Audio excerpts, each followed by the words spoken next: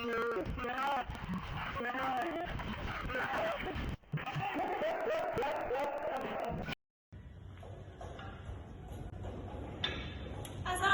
warahmatullahi wabarakatuh. Kami dari Universitas Bumigora, Fakultas Pendidikan, Prodi Pendidikan Teknologi Informasi dengan mata kuliah kurikulum Pendidikan Teknologi Informasi, kelompok 1 semester 4.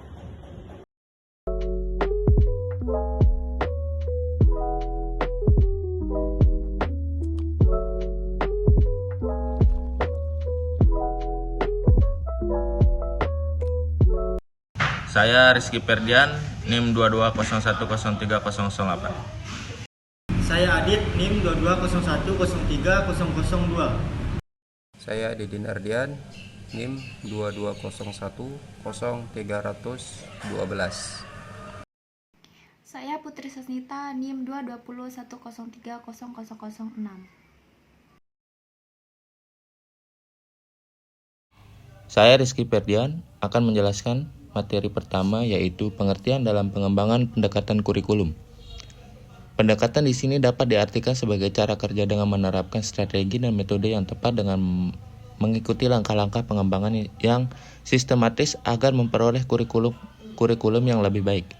Pendekatan-pendekatan ini bisa dijadikan titik tolak atau sudut pandang seseorang terhadap suatu proses tertentu. Ada dua pendekatan, yaitu pendekatan top-down. Top-down di sini atau biasa disebut pendekatan administratif, yaitu pendekatan dengan sistem komando dari atas ke bawah. Maksud dari atas ke bawah itu disebabkan karena pengembangan kurikulum di sini muncul atas inisiatif para pejabat pendidikan atau para administrator dan menggunakan garis komando dari atas ke bawah. Dan yang kedua, pendekatan grassroots.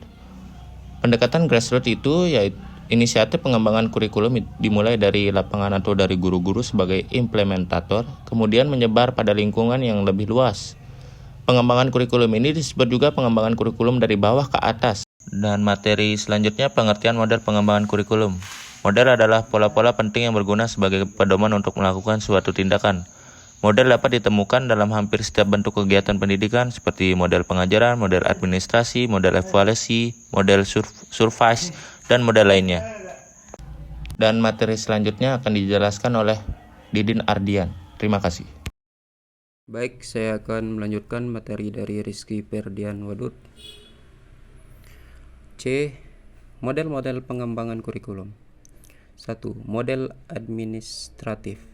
Model pengembangan kurikulum ini merupakan model paling lama dan paling banyak dikenal. Diberi nama model administratif atau line staff karena inisiatif dan gagasan pengembangan datang dari para administrator pendidikan menggunakan prosedur administrasi. 2. Model dari bawah atau grassroots. Model pengembangan ini merupakan lawan dari model pertama. Inisiatif dan upaya pengembangan kurikulum bukan datang dari atas tetapi datang dari bawah, yaitu guru-guru atau sekolah. 3. Metode Basecamp.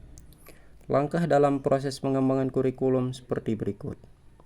A. Menetapkan wilayah atau area yang akan melakukan perubahan suatu kurikulum. B. Para ahli pendidikan, termasuk di dalam para guru yang dianggap berpengalaman, para profesional lain dalam bidang pendidikan. 4. Metode Taylor. Model Taylor menitik beratkan pada bagaimana merancang suatu kurikulum yang disesuaikan dengan tujuan dan misi suatu konstitusi di lembaga pendidik. 5. Model Hilda Taba. Model Taba lebih menitik beratkan pada bagaimana mengembangkan kurikulum sebagai suatu proses perbaikan dan penyempurnaan kurikulum. Saya Adit akan melanjutkan materi dari Didin Ardian. Selanjutnya yang ke-10, Decker-Walker. Decker-Walker berpendapat bahwa objektifus atau rasional model dalam proses kurikulum ini tidak menerima pendapat dalam literatur yang tidak populer. Yang ke-11, Malcolm Skillback. Model dinamis atau interaktif menetapkan pengembangan kurikulum harus mendahulukan suatu elemen kurikulum dan memulainya dengan suatu dari urutan yang telah ditentukan. dan dianjurkan oleh model rasional. Yang ke-12, The Systematic Action Research Model. Kurikulum dikembangkan dalam konteks harapan warga masyarakat, para orang tua, tokoh masyarakat, pengusaha, siswa, guru, dan lain-lain. Yang ke-13, Emerging Technical Models. Perkembangan bidang teknologi dan ilmu pengetahuan serta nilai-nilai efisiensi dan efektivitas. Pengembangannya dimulai dengan mengidentifikasikan seluruh unit-unit kurikulum. Yang ke-14, The Layton-Soto Model. Layton-Soto membedakan antara pengalaman belajar dan kegiatan belajar. Dia mengidentifikasikan tujuan sebagai kombinasi dari pengalaman yang pelajar mencoba untuk mencapai pengalaman. Yang ke-15, The Saylor and Alexander Model. Model ini menunjukkan bahwa perencanaan kurikulum mulai dengan menentukan atau menetapkan tujuan sasaran pendidikan yang khusus dan utama yang akan mereka capai. Materi selanjutnya akan disampaikan oleh Saudari Putri Sasnita. Saya Putri Sasnita akan menjelaskan materi terakhir, yaitu tentang jenis-jenis kurikulum. Di sini jenis-jenis kurikulum terbagi menjadi 4. Yang pertama, separate kurikulum. Kurikulum ini dipahami sebagai kurikulum mata pelajaran yang terpisah satu sama lainnya. Yang kedua, correlate kurikulum. Kurikulum jenis ini mengandung makna bahwa sejumlah mata pelajaran dihubungkan antara yang satu dan yang lainnya, sehingga ruang lingkup bahan yang tercakup semakin luas. Yang ketiga, broad field kurikulum. Mata pelajaran akan semakin dirasakan kegunaannya sehingga memungkinkan pengadaan mata pelajaran yang kaya akan pengertian dan mementingkan prinsip dasar generalisasi. Yang terakhir, integrate kurikulum.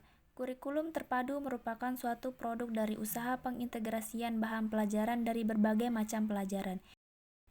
Yang terakhir, fungsi model pengembangan kurikulum bagi guru. Yang pertama, pedoman bagi guru untuk memilih model pengembangan yang sesuai dengan pelaksanaan pengembangan kurikulum di lapangan.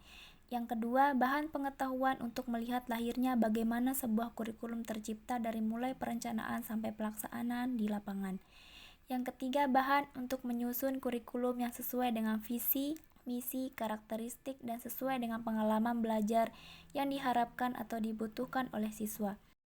Jadi kesimpulan dari semua materi di sini ialah keberadaan model-model pengembangan kurikulum memegang peranan penting dalam kegiatan pengembangan kurikulum, dan dengan mempelajari model-model pengembangan kurikulum dapat memudahkan dalam melakukan pengembangan kurikulum. Terima kasih. Sekian presentasi kami dari kelompok 1, kurang lebihnya mohon maaf. Terima kasih. Wassalamualaikum warahmatullahi wabarakatuh.